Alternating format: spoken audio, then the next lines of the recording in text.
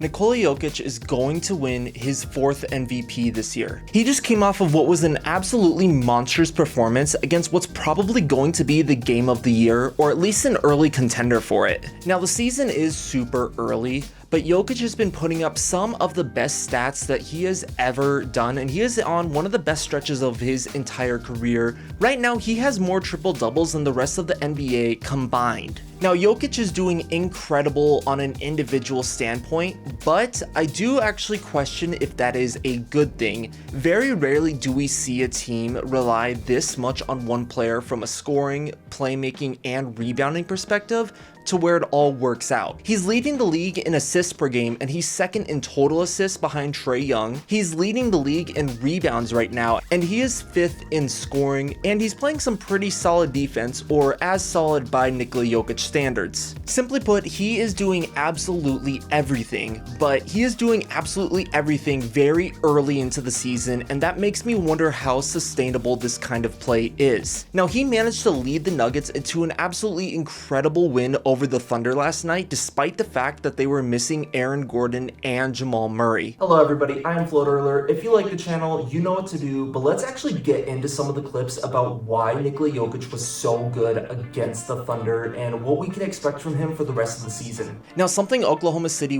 was doing a lot was doubling him in the post, but they were making a mistake by helping out one pass away. There were at least 2 different times where they helped one pass away, and it was a wide open Michael Porter Jr. shot. One was early in the first quarter, and it kind of set the tone for Nikola Jokic's passing game, and the second one ended up being a big 3-pointer in the 4th quarter, which ultimately helped the Nuggets win. I was really surprised to see this, especially because the Thunder are such a good defensive team this year, but they were giving Jokic some of the easiest assists that he's had all season. But I don't blame Oklahoma City for this, because Jokic has been pretty dominant out of the post this year. A lot of his scoring has been coming from those little jump hooks and those little floaters that he's known for. If you give him a little too much space, he's going to take the shot, especially if he knows that the team needs to score.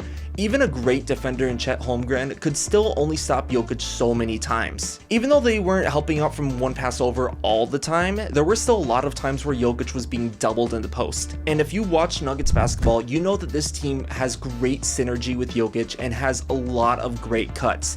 Westbrook had a good one to start off the game, and he had a big scoring night, albeit I don't think it was the best night for him in the grand scheme of things. Hunter Tyson and Christian Braun both had big cuts coming off of Jokic that were able to set up easy buckets. And one pass I also want to highlight was this pass where he led Michael Porter Jr. He basically looked like a quarterback who was throwing his receiver into an open area. He led Michael Porter Jr. into the cut, didn't get the assist for it, at least I don't think he did, but it did end up leading to free throws, and there was at least one other time where a Jokic double team would end up leading to free throws, which could have given him even more assists on this game. Something interesting for Jokic on the year is he's actually been running the pick and roll the most he ever has in his career. He's up to 1.9 attempts per game, which is more than last year at 1.3. Depending on how long Jamal Murray is out, and depending on the play of Russell Westbrook and how other guys like Christian Braun are able to develop as a playmaker, I could definitely see Jokic being leaned on a little more as an actual primary ball handler, especially if we're seeing a lot of lineups of like Aaron Gordon, Nikola Jokic, and Russell Westbrook.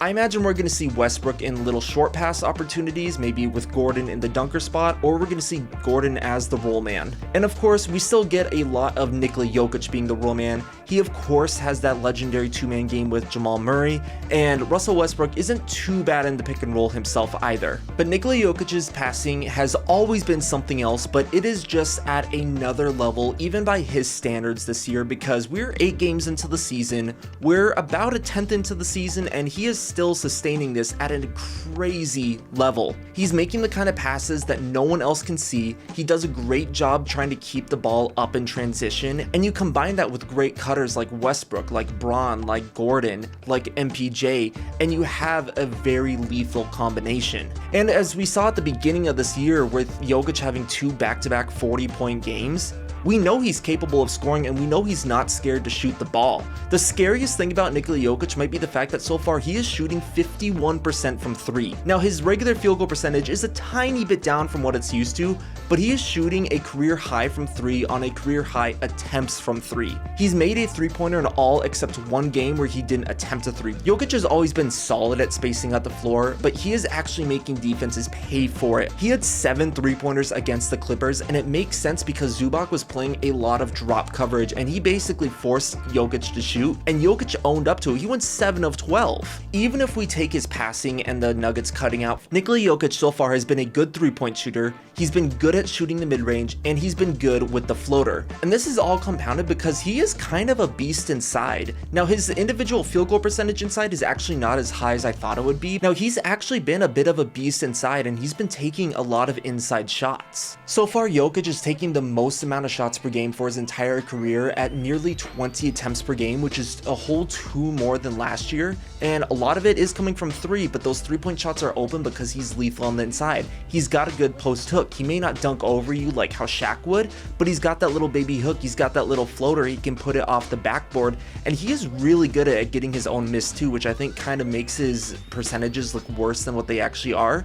Kind of inflates his rebounds too, but he does a good job in getting his own miss. And like when someone like Holmgren or like Zubac blocks Jokic, you still have to make sure that you're getting the rebound because he's really good at just flipping it back up there or finding someone else. Now Jokic, as we know, is no stranger to having insane advanced stats, and that still backs him up this year for being incredibly valuable. So far he is leading the NBA when it comes to PER, offensive win shares, regular win shares, offensive box plus minus, regular box plus minus, and he has a pretty insane lead over value over replacement player right now. And all the definitions I'm putting up on screen just because they can be a little complicated, but at the end of the day they all point to the fact that Nikola Jokic is the best basketball player in the world right now, and I honestly don't even know if it's that close. Guys who we kind of expected to be taking that leap this year are not there. Guys like Anthony Edwards and Luka Doncic are not dominating the MVP conversation like I thought they would, and I think that's because it's going to be Nikola Jokic's 4th MVP. And Jokic winning that 4th MVP is going to put him in an incredibly interesting position, as only a few players in NBA history have ever won that much, and I don't even know if any centers have won that much. Bill Russell has 5, but that was also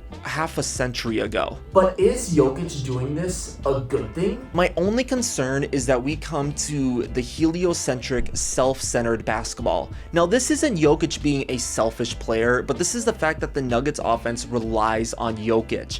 They are 37 points better when he is on the court.